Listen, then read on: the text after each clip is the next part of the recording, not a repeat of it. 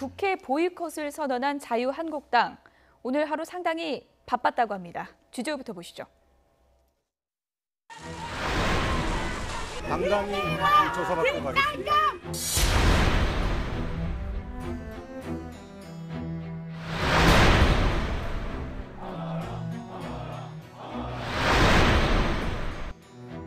언론 장악 사태에 대한 대통령으로부터 직접 이 말씀을 듣기 위해서 대통령께서 워낙 소통을 강조하시는 대통령이시기 때문에 저는 대통령께서 직접 저희 자유한국당 야당 의원들을 직접 면담해 주시고 대통령 면담도 어려울 뿐만 아니라 비서실장도 나오기가 어렵다.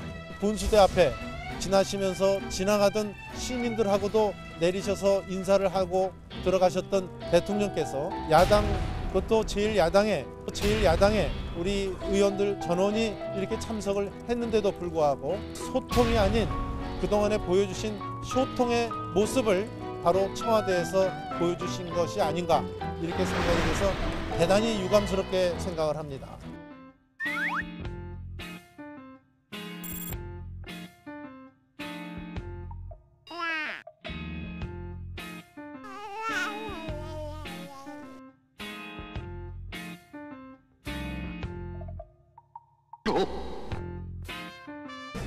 마이크 하나 사줘야 되겠다. 아니 이게 뭐 여당 탄압한 사람은 마이크도 끄고 하겠다는 건가? 이거 내 마이크 좀. 공무기관인데 왜 마이크가 안 들어오냐고요? 자, 마이크 없이 그냥 하겠습니다. 이 정부가 지금 저희들이 판단하기에는 또 많은 또 시민들이 판단하기에는 언론 장악의 음모가 보인다. 또 더군다나 이번에 MBC 사장 체포영장을 계기로 해서 저희 음모의 발톱을 드러내기 시작했다. 근데 왜 MBC만 하냐 그래서 다른 방송들은 전문직 그 종사자들을 그 일에 하게 하는데 전문직들을 일과 관계없이 부당노동 행위에 대해서 조사를 하는 과정이고 김장겸 사장님만 조사를 못했기 때문에 조사를 하기 위해서 저희가 오시라 그랬는데. 네, 그러면 목요일 일정은 제가 또 여러분 편하시니까 내일 또 말씀드리도록 하고 한 분도 빠짐없이 이 투쟁의 대열에 우리 의원님들 전부 참석해 주셔서 우리의 단합된 모습으로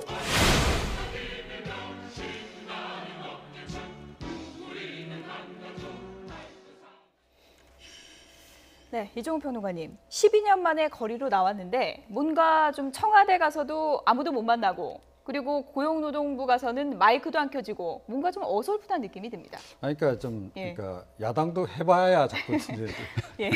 야당을 안 해보시다 갑자기 야당 하려니까 장외투쟁도 어떻게 해야 되는지 잘 모르시는 거죠. 예. 그러니까 장외투쟁하게 되면 정말로 이렇게 뭔가 열기가 훅 느껴질 정도로 네. 이렇게 사실은 이제 뭐 이렇게 목청도 높이고 또 행동도 보여주고 이제 그런 것이 어느 정도는 필요한데.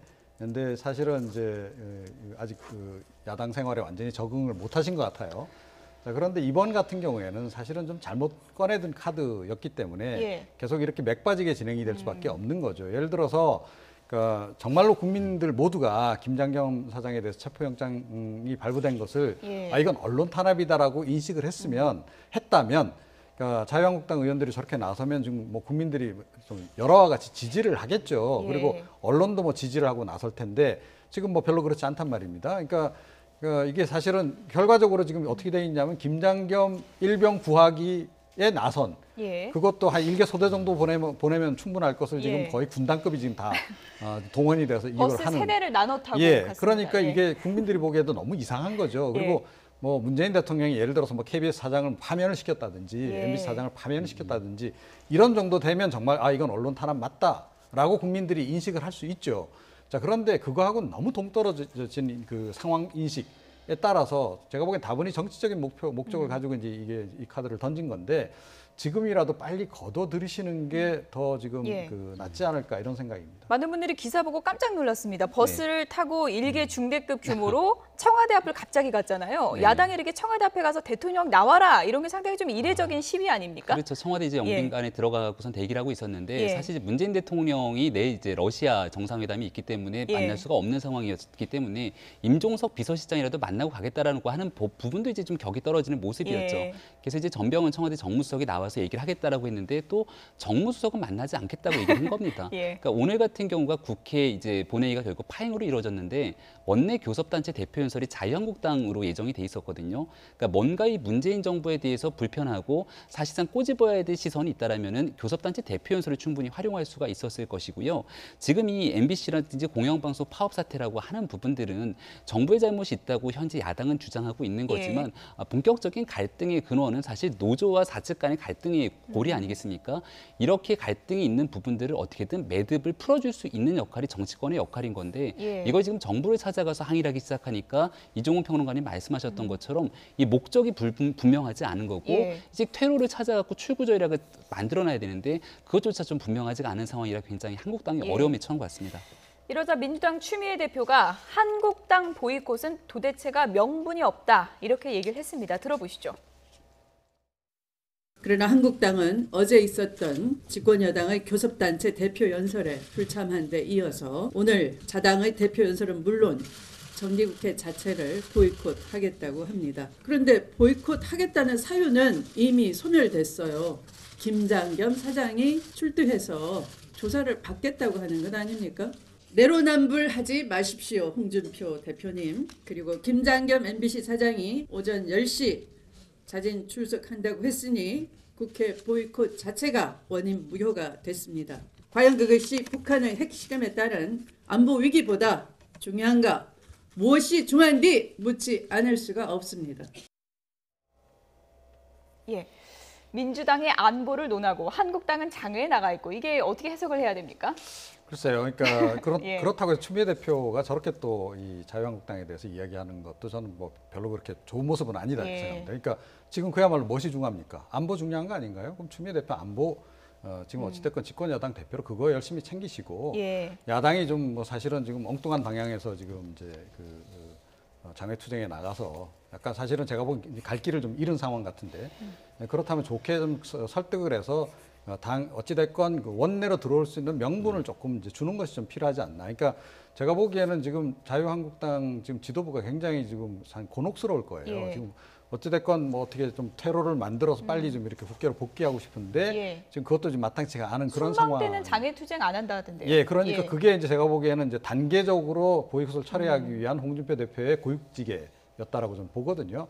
자, 그런데 이미 국민들이 지금 상황은 다 압니다. 그런데다 이번 같은 경우 얼마나 사실은 자유한국당 입장에서는 복귀하기 좋은 타이밍입니까? 그러니까 지금 안보 위기가 이렇게 불거지고 있는 상황이라면 우리가 뭐 보이콧해야 될 상황이지만 이 문제보다 일단은 안보가 더 중요하므로 우리는 일단 국회로 들어간다라고 이야기하는 편이 훨씬 더 국민들이 보기에도 더 좋지 않았을까? 오히려 국민들이 그런 모습에 더 박수를 보내지 않았을까 이렇게 생각합니다. 노회찬 원내대표도 뭐 한국당 상당히 비판하면서 안보 외치는데 진짜 전쟁 나면 안보일 가능성 높은 정당이다. 오늘 이렇게 SNS를 통해서 이제 비판을 했습니다.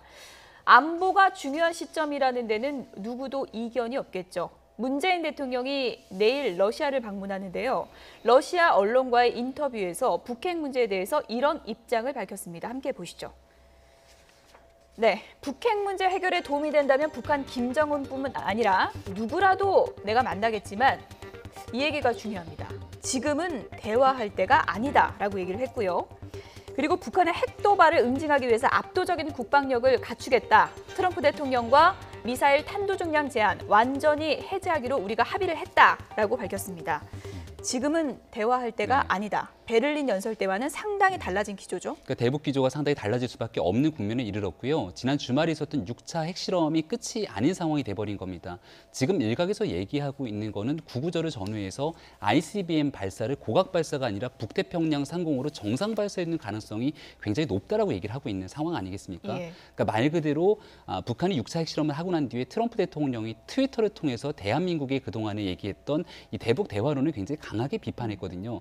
지금 이 상황 속에서 북한이 이제 핵을 완전히 완성하고 ICBM을 통해서 미국과의 벼랑끝 전술을 통해서 마지막 남은 선택지 하나는 대한민국을 제외한 채로 말 그대로 미국과의 북미 대화를 가겠다는 그런 상황에 가게 된다면 대한민국 입장에서는 선택할 수 있는 여지가 없는 겁니다. 그러니까 이 상황 속에서 여전히 북한과의 대화를 통해서 한반도의 문제를 대한민국이 운전석에 안겠다라고 하는 사실 자체가 좀 어려운 상황이기 때문에 문재인 대통령도 지금까지 대북 기조를 좀 변화시킬 수밖에 없는 거고 이 틈을 맞춰서 사실상 여야 모두가 이 안보 상황에 어떤 방식으로든 해법을 찾아나가기 위한 지혜를 모을 때가 아닌가 생각이 듭니다. 지금은 대화할 때가 아니다. 문재인 대통령의 인터뷰 내용을 보고 나니 생각나는 대목이 있었습니다.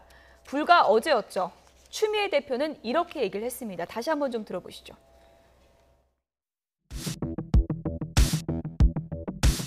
끊어진 남북 대화의 채널을 가동시키기 위한 전방위적인 노력을 기울여야 할 것입니다. 북한과 미국의 동시에 특사를 파견해 북미 남북 간 투트랙 대화를 추진할 것을 강력히 제안드립니다. 여든 야든 한반도 문제는 대화와 평화 이외에 선택할 방법이 없다는 점, 그리고 정부가 추진하는 대화와 평화의 노력에 정치권이 한 목소리로 지원이 절실하다는 점 우리 모두가 명심해야 할 것입니다. 네, 불과 어제 대표 연설에서 목소리 높여 강조했던 것이 대화 열몇 번이 나왔는데요. 12번 했다 그러죠. 예. 네. 이걸 어떻게 해석해야 됩니까? 뭐 누가 보더라도 자기 정치하는 게 보이죠. 예, 본인은 아니다라고 얘기하지만 계속 자기 정치를 하는 겁니다. 그러니까 최근에 사실은 그 얘기를 미리 했잖아요. 그러니까 신세대 평화론. 그래서 김정은이 이제 신세대이니까 예. 신세대답게 이제 뭐 자기 아버지 또 할아버지 때 했던 거하고는 다른 방식으로 하길 바란다라는 얘기도 이제 계속 강조를 했고, 그걸 이제 사실은 지금 교섭단체 대표 연설에서 또 강조를 했단 말이죠. 자, 그래서 문재인 대통령하고 지금 확연히 다른 기류의 얘기를 하고 있는데, 그런데 이번에도 그러니까 이 추미애 대표의 이 지금 기조가 예.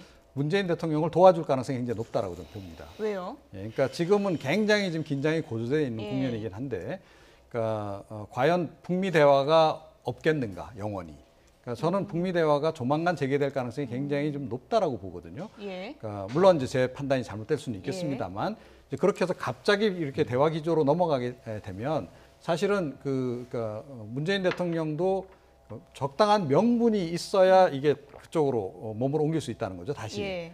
지금은 대화할 시기가 아니다라고 얘기를 했기 때문에 그때 사실은 오히려 더불어민주당의 추미애 대표의 저 발언이 도움이 되는 발언일 수도 있는 겁니다. 그렇기 때문에 그러니까 뭐 사실은 제가 이제 너무 이 추미애 대표에 대해서 리베로처럼 감동 말도 안 듣고 움직인다라고 이제 말씀드렸는데, 이번에도 비슷한 것 같긴 해요. 그런데 이번에도 의외로 성공할 가능성이 없잖아 있다, 이렇게 저는 생각을 합니다. 반면에 하태경 바른정당 최고위원은 발목 대표다.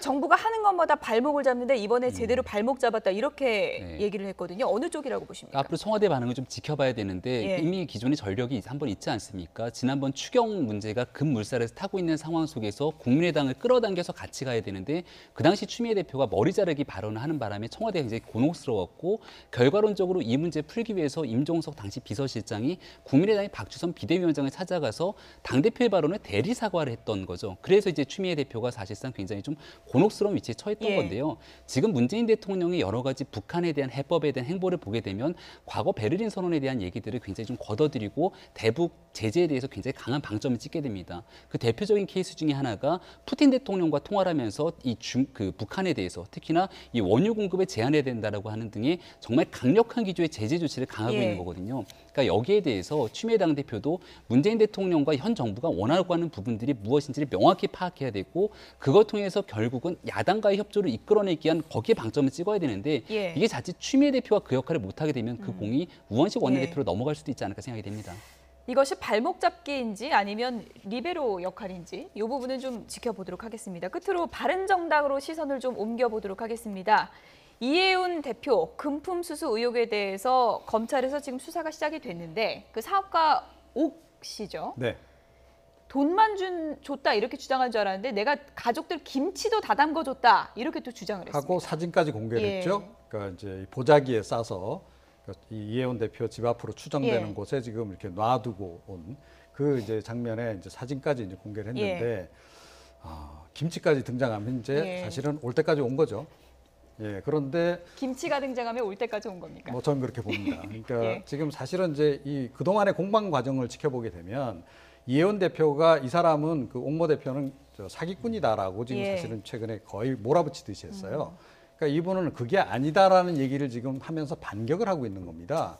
자, 그런데 그러니까 지금 옥 대표가 사기꾼인지 아닌지는 저희가 뭐 모르죠. 그런데 이 옥 대표는 처음부터 지금까지 얘기가 굉장히 일관돼요. 그리고 설명하는 것, 그다음에 본인이 제시하는 문자 메시지 등 증거들이 예. 거의 일치를 합니다. 자, 그런데 이혜원 대표는 설명이 조금씩 바뀌어요. 예, 그리고 게다가 이게 좀 앞뒤가 안 맞는 대목도 자꾸 좀 드러나고 있는 이런 상황이라는 거죠. 예를 들어 이 김치와 관련해서도 그러니까 기억은 확실하지 않은데 김치값은 준 것 같다 이렇게 이야기를 한단 말이죠. 그러니까 어떻게 그게 가능한가요? 기억을 못 하는데. 그러니까 예를 들어 이런 식의 설명, 하기 좀 힘든 설명들을 지금 예. 계속 내놓는 그런 점에서 예. 사실은 이혜원 대표가 자꾸 좀 불리한 궁지로 지금 몰리고 있는 상황이다 이렇게 생각합니다. 어쨌든 뭐 보자기에 싼 김치 사진까지 이제 공개한 그런 상황인데 사업가 옥모 씨 어떤 얘기를 하는지 저희가 먼저 좀 들어보겠습니다. 갈비도 사주고 이제 김치도 김치는 해달라 그랬어요. 자기가 중국 아줌마가 일을 하는데 밥을 잘 식구들이 못 해 먹으니까 김치를 좀 해달라 해서 제가 이제 몇 가지 김치를 해가지고 저 집에 가가지고 일하는 아줌마한테 인수인계 해주고 전화로 아줌마 전화번호까지 다 주더라고요. 그래서 다 해서 연락을 해서 갖다 주고 왔는데 보통 김치는 아무한테나 안 담궈주거든요. 김치까지 저렇게 다 담궈주는 사이라는 네. 게 맞다면 이건 어떻게 봐야 되는 겁니까? 그러니까 옥모 씨 입장에서는 이혜원 대표가 요구를 했다고 하는 거고 이혜원 대표 입장에서는 지역에서 이제 김치를 담가주는 사람들이 많다라고 예. 또 그 거듭 반박을 하고 있는 그래서 겁니다. 기억이 안 난다 그러더라고요. 그렇죠. 왜냐하면 예. 사실은 지역에 있는 행사, 김치 담그는 행사라든지 이런 걸 하게 되면은 여기서 담가갖고 서로 건네는 일들이 뭐 왕왕 있긴 합니다만은 지금 옥모 씨의 주장은 그런 식의 김치를 준 게 아니라 예. 굉장히 고급스러운 김치를 자기도 담그질 않으니까 사실 물품을 사서 건넨 것처럼 구체적인 비용까지 명시를 하고 있는 건데 그러다 보니까 이제 여기에 대해서 정치자금법 위반 그리고 뭐 김영란법 위반에 대한 여러 가지 얘기가 나오는 거고요. 예. 결과론적으로 이 문제는 지금 검찰에서 결국은 사건의 수사가 이제 이루어지고 있는 상황이기 때문에 법적인 공방으로 이어지게 될 수밖에 없는 거고 제일 문제는 이게 바른정당의 당 대표기 때문에 그렇죠. 과연 이 문제를 지금 현재까지도 당이 수습하지 못하고 있다는 게 바른정당의 위기 상황을 보여주고 있는 게 아닌가 걱정이 예. 됩니다. 어쨌든 뭐 김치까지 나오면 다 나왔다 이렇게까지 이제 얘기를 해주셨는데 이러다 보니까 유승민 의원 등판론이 안 나올 수가 없거든요. 어떤 상황이라고 봐야 될까요?